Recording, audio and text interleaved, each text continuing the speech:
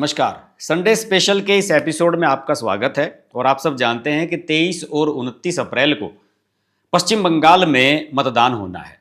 केरल, पुडुचेरी और असम में मतदान हो चुका है और 23 ही तारीख को तमिलनाडु में भी मतदान होना है। तो इस बार परंपरा के अनुसार देश की सबसे बड़ी घटना पर ही चर्चा की जानी चाहिए और वो बड़ी घटना है पश्चिम बंगाल का चुनाव।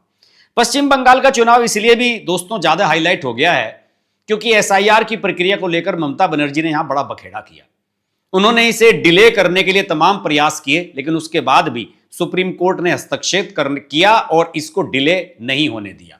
एक बार तो ऐसा लगने लगा था कि संभवतः चुनाव देरी से होंगे या 7 मई की जो डेडलाइन है विधानसभा की वो शायद कवर नहीं हो पाएगी, लेकिन चुनाव आयोग और सुप्रीम कोर्ट ने यह सुनिश्चित किया कि सही समय पर चुनाव हो और वो चुनाव होने जा रहे हैं। एसआईआर की प्रक्रिया ने इसमें कोई शक नहीं है कि ममता बनर्जी की नींदें उड़ा दी हैं। देखिए, मैं आंकड़े निकाल करके बैठा हूं और जो मोटा मोटा आंकड़ा मैंने निकाला है उसी से ही ममता बनर्जी इस बार साफ हो जा रही हैं पश्चिम बंगाल से। 293 सीटें हैं यहां पर। अगर मैं बात करूं, एक सीट का जो है वो बैलेट वोट से जीती थी भारतीय जनता पार्टी। दूसरे अगर 293 सीट्स की मैं बात करूं तो यहां पर 15% यानी कि 15% सीटें ऐसी हैं इन 293 में से जो 2021 में जो सीट पर जीत हार का मार्जिन था उससे ज्यादा वोट उन क्षेत्रों में एसआईआर की वजह से कट गए हैं। और मैंने जो अपनी तरफ से रिसर्च की है उसमें 44 इस प्रकार की सीटें हैं। इन 44 में से 2021 में 24 तो जीती थी टीएमसी ने और 20 जीती थी भारतीय जनता पार्टी ने, यानी कि आप समझ लीजिए कि 4 सीटों का डिफरेंस था। और इसी डिफरेंस को भाजपा इस बार तेजी से कवर करना चाहती है। देखिए, इनमें से जो अधिकांश सीटें हैं वो पूर्वी वर्धमान जिला है, पश्चिमी वर्धमान जिला है और नादिया। इसमें 5-5 सीटें तो इन 3 जिलों की आती हैं। और नॉर्थ 24 परगना और वेस्ट मेदिनीपुर की 4-4 सीटें हैं। कूच बिहार, दक्षिणी दिनाजपुर, मुर्शिदाबाद, इनकी 3-3 सीटें हैं। पूर्वी मेदिनीपुर और हावड़ा की 2-2 सीटें हैं जिन पर मार्जिन बहुत कम था और जो एसआईआर के बाद यहां से वोट कटे हैं उसके बाद यहां पर समीकरण बदल सकते हैं। जैसे कि शमशेरगंज एक सीट है, वहां पर 74,775 यानी कि 74,775 वोट्स डिलीट हुए हैं और टीएमसी यहां पर 26,111 यानी कि 26,111 के अंतर से ही जीती थी। यानी कि जितना अंतर था जीत हार का उससे 3 गुने वोट यहां पर कट गए हैं। तो ममता बनर्जी की नींद उड़ना तो स्वाभाविक ही है। बलरामपुर में बीजेपी 273 वोट से जीती थी, यहां पर केवल 1,037 नाम कटे हैं। इट मींस यहां पर बांग्लादेशियों की संख्या कम थी। तमाम सीटें हैं ऐसी। और अगर सबसे महत्वपूर्ण नंदीग्राम में जहां ममता बनर्जी 1776 वोट से पिछली बार शुभेंदु अधिकारी से हारी थी 1736 से, और ये पोस्टल बैलेट से जीते थे यहां पर शुभेंदु अधिकारी। यहां पर 3461 वोट्स इस बार डिलीट हो गए हैं। तो आप समझ लीजिए कि यह आसान तो बिल्कुल भी नहीं है ममता बनर्जी के लिए। और जो रणनीति, जो चक्र चला है दोस्तों, वो सब कुछ इस बात का संकेत दे रहा है कि इस बार पश्चिम बंगाल का चुनाव प्रिडिक्ट करना हर किसी के बात नहीं है। पिछली बार क्या हो रहा था आपको याद होगा, अब की बार 200 पार का नारा दे दिया था अमित शाह ने, आई थी 77 सीटें और लोग कहने लगे कि बीजेपी हार गई। बीजेपी तो 3 से 77 पर गई थी, हार कहां गई थी। लेकिन टारगेट इतना बड़ा सेट कर दिया था कि लोगों को यह लग रहा था कि वो हार ही जाएंगे। अभी हाल ही में अमित शाह ने घोषणा पत्र शुक्रवार को जारी किया है और उन्होंने, आपको याद होगा कि शुभेंदु अधिकारी का जिस दिन नामांकन हुआ था, शुभेंदु अधिकारी जो भवानीपुर सीट से ममता के सामने भी लड़ रहे हैं नंदीग्राम के अलावा, उस सीट पर नामांकन के लिए अमित शाह उनके साथ खुद थे। रोड शो हुआ था, ममता के आवास के सामने से ही रोड शो निकला था। उस दिन एक ऐलान किया था अमित शाह ने और उस पर किसी ने वीडियो नहीं बनाया, मैंने वीडियो बनाया था कि 15 दिन में यहीं रहने वाला हूं, कहीं जाने वाला हूं नहीं। और इसी शुक्रवार को उन्होंने जो संकल्प पत्र, घोषणा पत्र जारी किया, उसी दिन से समझ लीजिए कि उनका दिन रात का पश्चिम बंगाल में डेरा शुरू हो गया है। बीच में किसी आवश्यक काम से वो दिल्ली आ जाएं या तमिलनाडु के चुनाव में चले जाएं वो अलग बात है, लेकिन शुरू हो चुका है उनका यहां का आंकड़ा। उन्होंने यह कहा था कि हम एक एक करके एक के बाद एक सीट जीतेंगे और 175 तक जाएंगे। शुक्रवार को जो प्रेस कॉन्फ्रेंस हुई उसमें के पत्रकार ने पूछा भी कि सर इस बार कितनी सीटों का लक्ष्य रखा है, तो अमित शाह ने कहा पूर्ण बहुमत का लक्ष्य रखा है। सीटों की बात करने से ही उन्होंने मना कर दिया। और देखिए, शुक्रवार को जिस दिन उन्होंने घोषणा पत्र जारी किया उसी दिन रात को खड़गपुर सीट पर रोड शो किया। देर रात तक मैं उन्हें लाइव देख रहा था, उनका रोड शो चल रहा था। इसके अलावा उत्तर बंगाल में सिलीगुड़ी, बालूरघाट, दक्षिण में हुगली, दुर्गापुर, खड़गपुर, इन सभी इलाकों में सुनने में आया है कि वो जनसभाएं भी करेंगे, रोड शो भी करेंगे और रात्रि प्रवास भी करेंगे। आप सोच रहे हो कि रात्रि प्रवास करने से क्या होता है? मैंने भी एक दो जो राजनीति के जानकार हैं उनसे पूछा कि भाई रात्रि प्रवास करने से क्या होगा। उन्होंने कहा कि हर्ष जी बहुत फर्क पड़ता है। क्या होता है कि हर सीट पर अंदरूनी झगड़े होते हैं, नेताओं में, हर पार्टी में होते हैं कि साहब मेरा टिकट कट गया, हमारा ये काम नहीं कराया, इस आदमी के साथ हम नहीं हैं, इस तरह की बातें होते हैं। अगर कोई बड़ा नेता आपके क्षेत्र में रुका है, वो मीटिंग में आमने सामने बैठाकर उन मामलों को सुलझा सकता है। और ये झगड़े मतदान से एक रात पहले तक चलते रहते हैं। तो अगर ऐसी स्थिति में किसी बड़े नेता की उपस्थिति यहां रहती है तो निश्चित रूप से उसका इंप्रेशन पड़ता ही है। मैं आपको बता दूं कि 2024 में लोकसभा की सीटें 18 से 12 हो गई थी भाजपा की, यहां पर जो आई 6 सीटें कम हो गई थी, लेकिन मत प्रतिशत 38-39 के आसपास रहा, 38-39% के आसपास रहा, जो 2021 के विधानसभा के बराबर ही है। उसी समय अमित शाह और नरेंद्र मोदी की जोड़ी ने यह समझ लिया कि बीजेपी के लिए वेस्ट बंगाल में पोटेंशियल मौजूद है और एक बड़ा बेस मतदाताओं का भाजपा के लिए बन चुका है। गाड़ी पटरी पर है, बस जरा सा धक्का मारने की आवश्यकता है।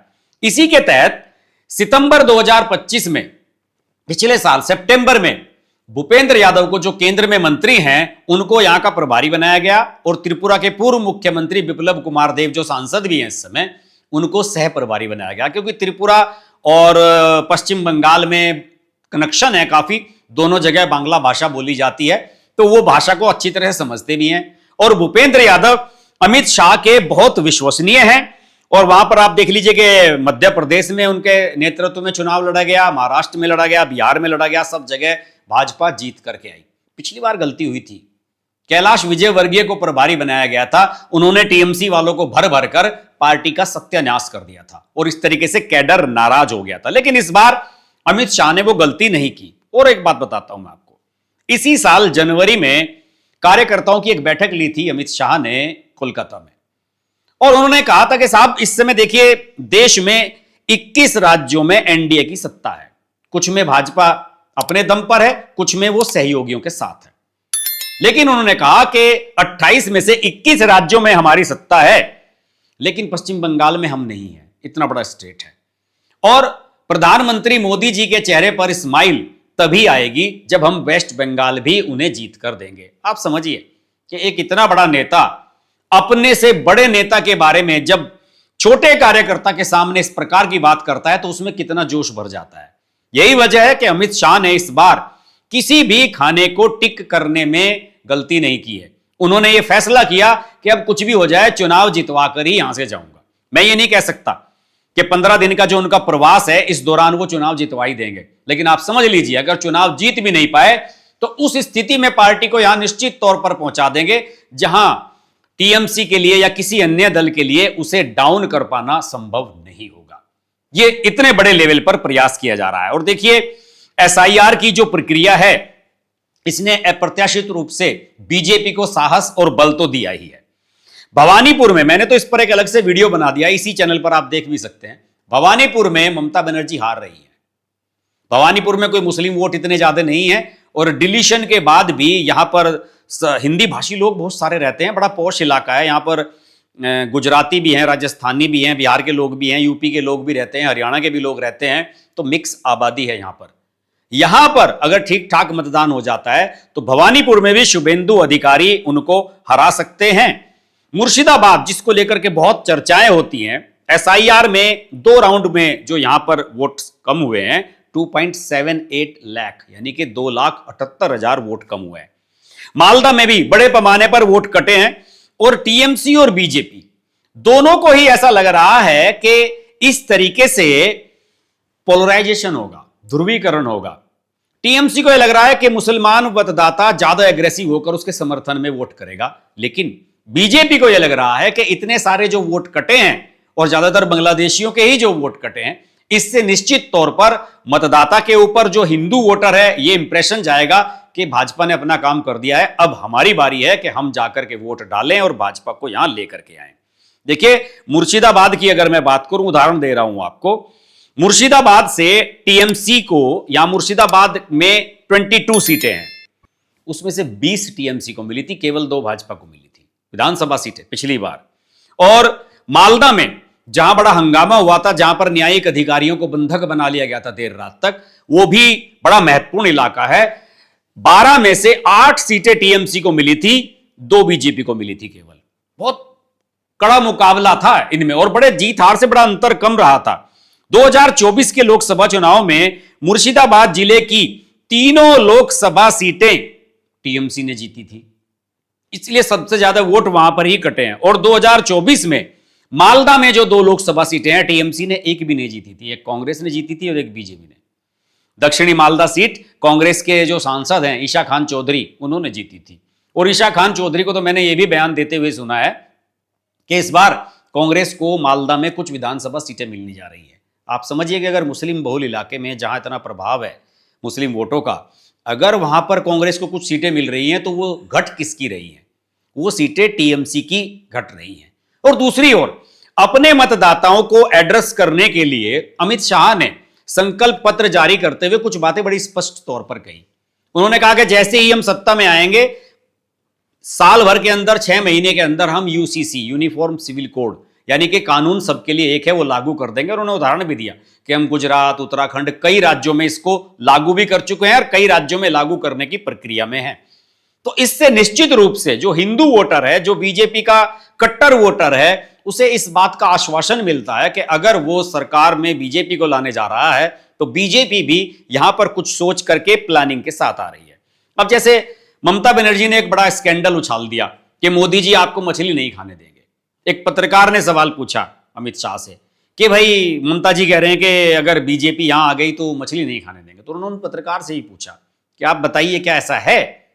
क्या कोई ऐसा कर सकता है कि किसी के खाने पर इस तरह की रोक लगा दे कि क्या नहीं खाएगा? उन्होंने कहा कि ममता जी कुछ भी कर सकती हैं। हुमायूं कबीर वाला जो 1 करोड़ रुपए देने वाला वीडियो वायरल हुआ, उन्होंने कहा ममता बनर्जी ऐसे 1000 वीडियो लेकर के आ सकती हैं। तो उन्होंने कहा कि हम इस बात से बिल्कुल भी दबने वाले हैं नहीं। और रही हुमायूं कबीर, तो हुमायूं कबीर जैसे नेता के साथ, जो बाबरी मस्जिद बनवा रहा है वहां पर, टीएमसी में ही था पहले, उसके साथ हाथ मिलाने से बेहतर है कि हम 20 साल विपक्ष में बैठे। तो उन्होंने कहा कि ऐसे लोगों के साथ हम नहीं आ रहे हैं। और मैं आपको बता दूं, इस बार महिलाओं को भी बुर्का डाल करके फेक वोटिंग हुआ करती थी बहुत सारी, लेकिन इस बार चुनाव आयोग ने सख्त निर्देश दिए हैं कि जो महिला पुलिसकर्मी या फिर बूथ पर जो महिला कर्मचारी पोस्ट किए जाएंगे इस बार, वो बुर्का उठाकर या चेहरे पर अगर नकाब लगाया हुआ है उसको हटाकर मत आपका जो वोटर आईडी है उससे उसको वेरीफाई करेंगे, उसके बाद ही आप वोट डाल पाएंगे। और दूसरी ओर बीजेपी ने एक बहुत बड़ा काम तो किया ही है, जिससे महिलाओं के सेंटिमेंट्स भाजपा से जुड़ गए हैं। उन्होंने आरजीकर मेडिकल कॉलेज की जो पीड़िता थी, शिकार हुई थी डॉक्टर बेटी, उनकी मां को टिकट दिया है। और मैं देख रहा था कि 9 अप्रैल को उन्होंने अपना नामांकन भरा और उनके साथ रोड शो हुआ उनके साथ स्मृति ईरानी, बिप्लब कुमार देव दोनों खुली गाड़ी में चल रहे थे। ये एक बहुत बड़ा मैसेज दिया है भाजपा ने। और महिला सुरक्षा के नाम पर ही उन्होंने नामांकन किया कि मैं चाहती हूं कि वेस्ट बंगाल में मेरी बेटी सुरक्षित नहीं रही, दूसरों की बेटी तो सुरक्षित रहनी चाहिए। और देखिए इसके पीछे उनकी सोच। उन्होंने कहा कि मैं 9 तारीख को ही पर्चा भरने क्यों आई। उन्होंने कहा कि 9 तारीख को ही मेरी बेटी पैदा हुई थी और 9 तारीख को ही मेरी बेटी मुझसे अलग हो गई, तो मेरे लिए 9 तारीख का बहुत महत्व है और मैं चाहती हूं कि प्रत्येक महिला, प्रत्येक बेटी इस देश में सुरक्षित रहे, हमारे प्रदेश में सुरक्षित रहे। और एक बात तो आपको माननी पड़ेगी कि जहां जहां भाजपा की सरकारें हैं, चाहे वो उत्तर प्रदेश में हो, बिहार में हो, या फिर आप मध्य प्रदेश की बात करें, राजस्थान, हरियाणा, जहां पर भी उनकी सरकारें हैं, लॉ एंड ऑर्डर के रूप में टॉप क्लास काम किया है।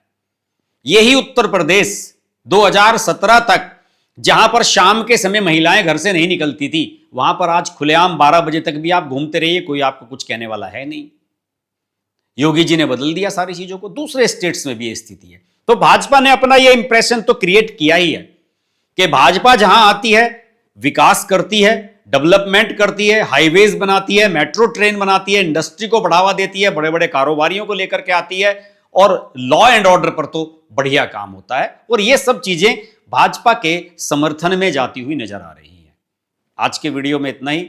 वीडियो अच्छा लगे तो लाइक कीजिए, शेयर कीजिए, और अगर आप पश्चिम बंगाल से हैं, कोलकाता से हैं, तो इस वीडियो को अपने दोस्तों के साथ शेयर करें और हमारे चैनल को सब्सक्राइब करने के लिए उनसे निवेदन अवश्य करें। नमस्कार।